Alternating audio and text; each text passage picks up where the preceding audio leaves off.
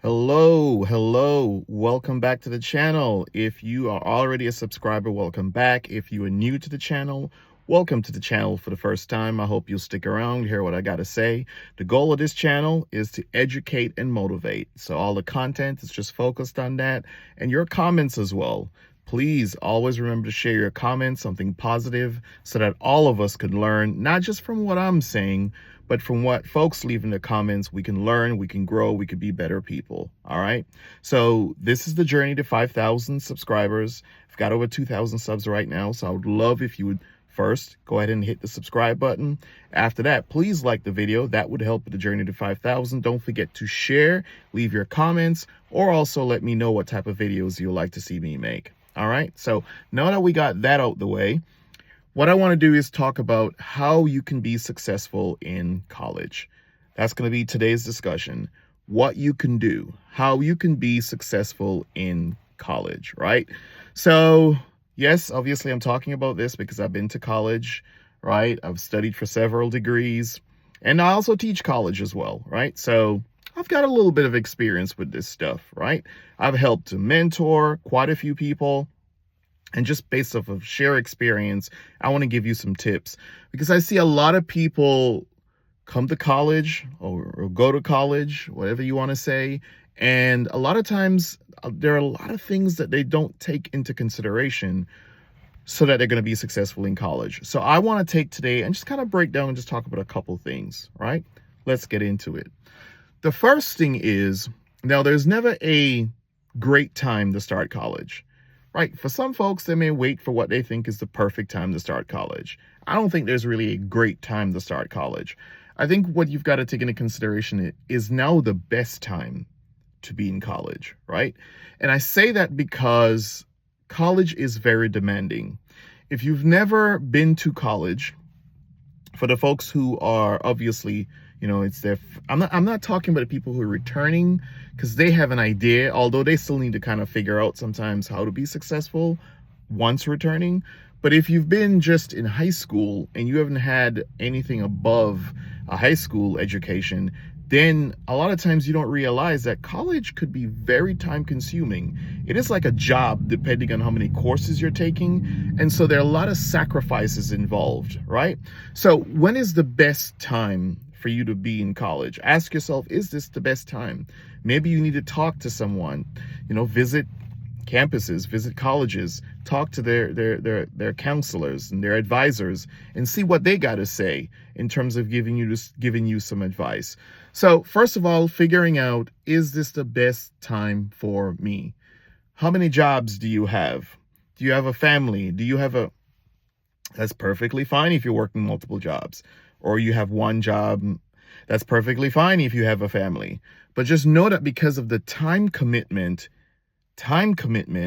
you are going to probably have to make some sacrifices. No, you can't get rid of your family. That's not how that works. I'm not encouraging you to do that, right? And in a lot of cases, for some folks, they can't cut back on their jobs, or they can't give up if they got multiple jobs, or maybe they can't cut back on their hours, or maybe they can't just stop working because they need a job, right? A lot of people don't have that luxury.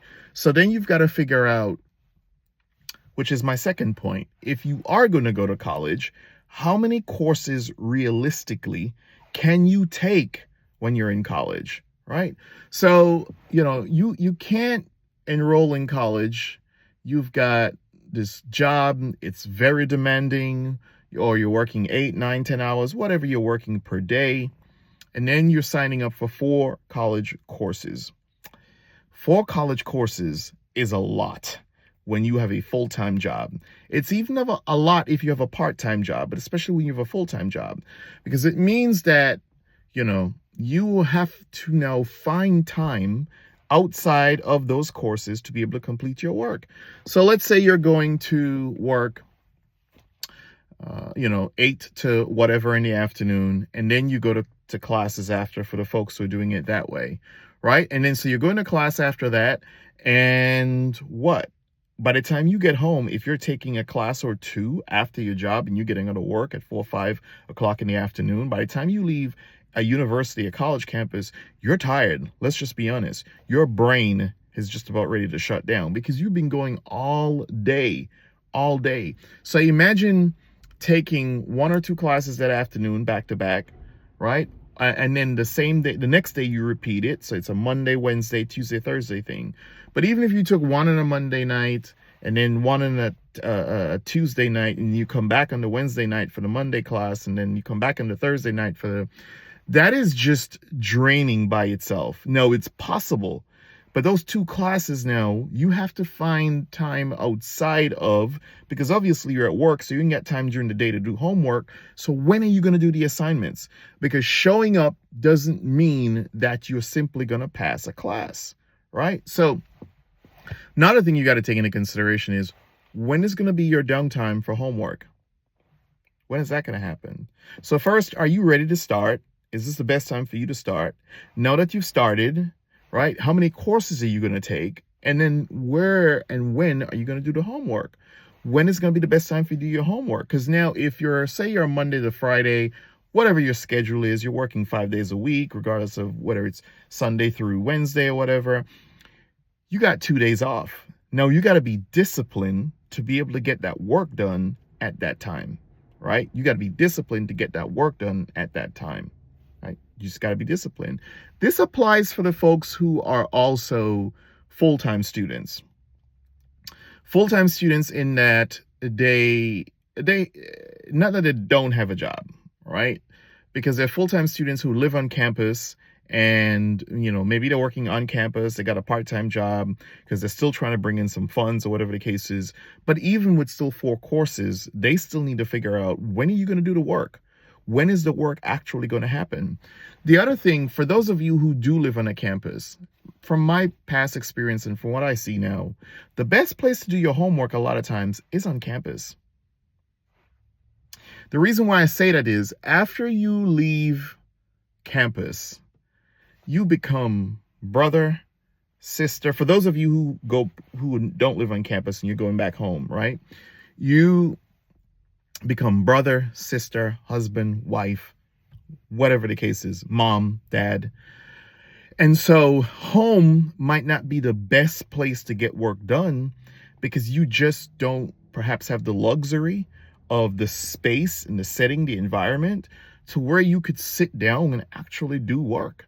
And so for a lot of you, school might be the best place, even for those of you who may have your own apartment and live on a campus at whatever college or university. You might figure out that if you leave and you go back to your dorm or you go back to your apartment or whatever the case is, even if you don't have roommates, that a lot of times it's so comfortable when we're at home that makes it challenging for us to do anything. So I always recommend, if you can, when possible, do your homework in the library or in some study space at your campus. If it's possible that way, do it there instead of doing it at home. Because for a lot of people, it's, again, as I said, it's challenging. They don't have the environment at home to be able to have that space to do that. Or, they, when it comes to the house or to the apartment, you're just so comfortable when you get home that it's hard to fire that up again to be able to do anything. So that's something else you got to take into consideration when you're in school and doing that sort of stuff, right? The other thing I'm going to touch on, there's so much to talk about. I'm going to have to do multiple follow-up videos to this. But for those of you who are going to school online, so I'll close with this last point. You're taking all your courses online and you say, well, I have all of the convenience because you're working 8 to 5, right? You got a full-time job, whatever the case is. You say, so I'm just going to go to school online. That's fine. Technology provides us with that convenience. However, now you have to have the discipline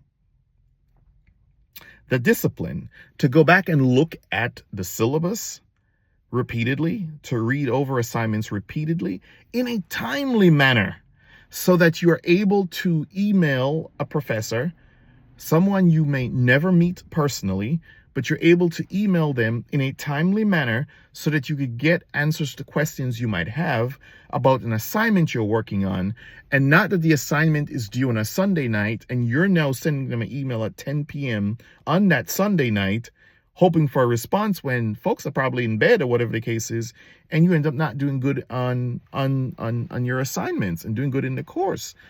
So that takes there is even more self-responsibility and time management required when you're taking online courses and when you're not showing up to class. Because when you're showing up to class, you can have all these reminders from the professor, from your classmates. At least you got that. But when you're online, a lot of people do it just because it's so convenient. And I love it too. Don't get me wrong. But when you're simply online, because I also teach just simply online courses, when you're online though, you gotta be responsible.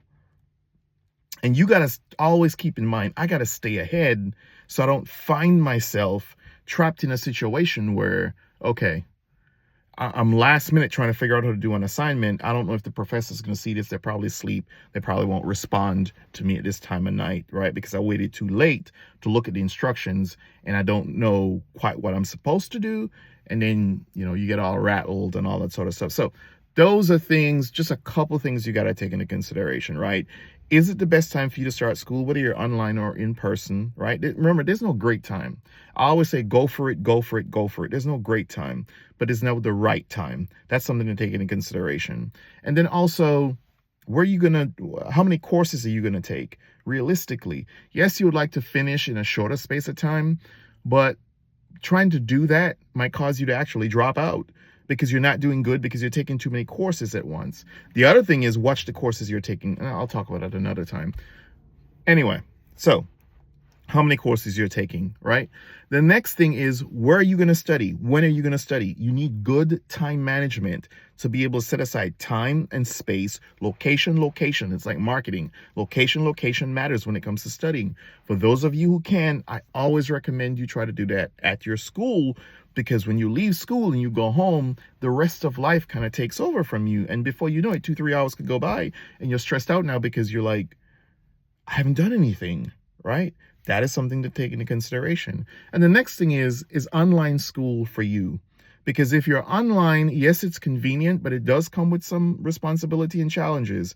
And you can get past those, but you've got to be really good with time management. You've got to be one of those people who are very proactive to be able to get ahead of stuff.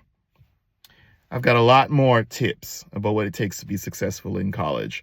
A lot of stuff that have worked for me and that I continue to advise a lot of people to try, and they say, wow, I did this and it works for me. So anyway, I'll come back to that. Do not forget to subscribe. There's definitely going to be a part 2, maybe part 3 to this video. Do not forget to subscribe. Don't forget to hit the like button. Again, journey to 5,000 and beyond. And I close all of my videos with this. You do not have to be rich to give back. Let me preface it by saying that. Do something good for someone. And then also do something good for yourself. Do good by you. Do something good for yourself as well, right? Until next time, peace.